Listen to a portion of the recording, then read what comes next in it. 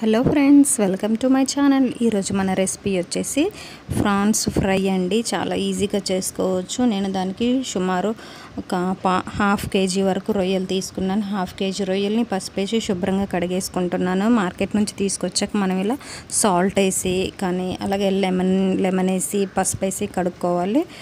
కర్రీకి కడుక్కోపోయినా పర్లేదు. ఫ్రై చేసేటప్పుడు మాత్రం ఇలా లెమన్ వేసి సాల్ట్ వేసి పసుపు వేసి శుభ్రంగా కడుక్కోవాలండి.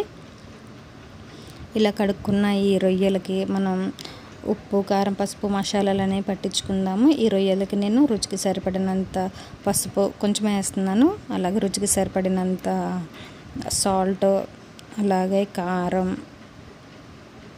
అలాగే జింజర్ గార్లిక్ పేస్ట్, అల్లం పేస్ట్ కూడా వేసుకొని ఈ రొయ్యలకి బాగా కలిపేసేసుకుందామండి.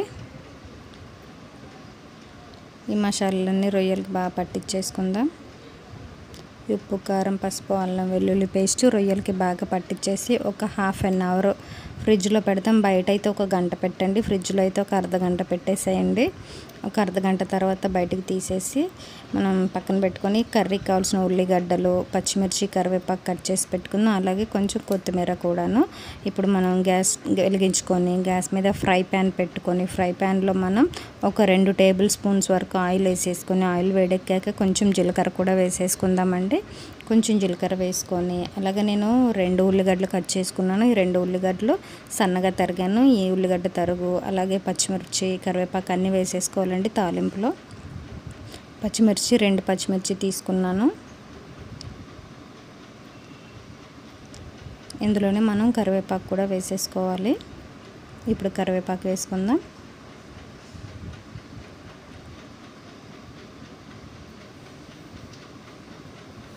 అన్నీ బాగా కలిపేసేసుకుందాం. కరివేపాకు కూడా వేసేసుకొని ఇందులోనే ఒక హాఫ్ స్పూన్ వరకు పసుపు వేసేసుకుందాం.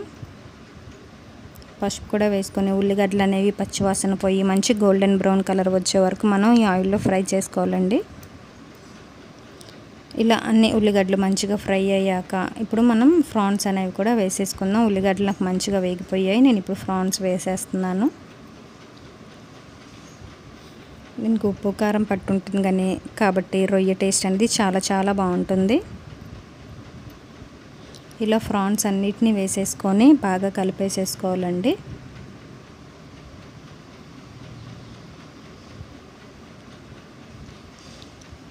ప్రాన్స్ అన్నీ వేసి బాగా కలిపేసుకొని మూత పెట్టేసి మనం ఒక 10 నిమిషాలు కదిలించకుండా ఉంచేసేద్దాం.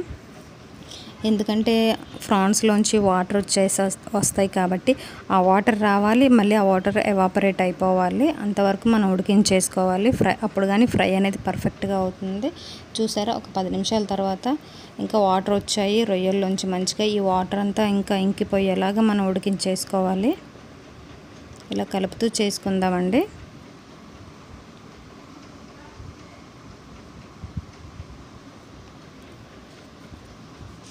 మళ్ళీ మూత పెట్టేసేసి మనం మరొక 5 నిమిషాలు ఉంచేసినట్టయితే వచ్చిన వాటర్ అనేవి కూడా ఇంకిపోతాయి. అలా అయిపోవాలి మనకి.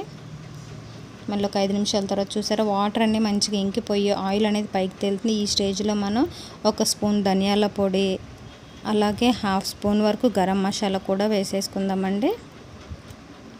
ఇవన్నీ వేసి బాగా కలుపుకోవాలి.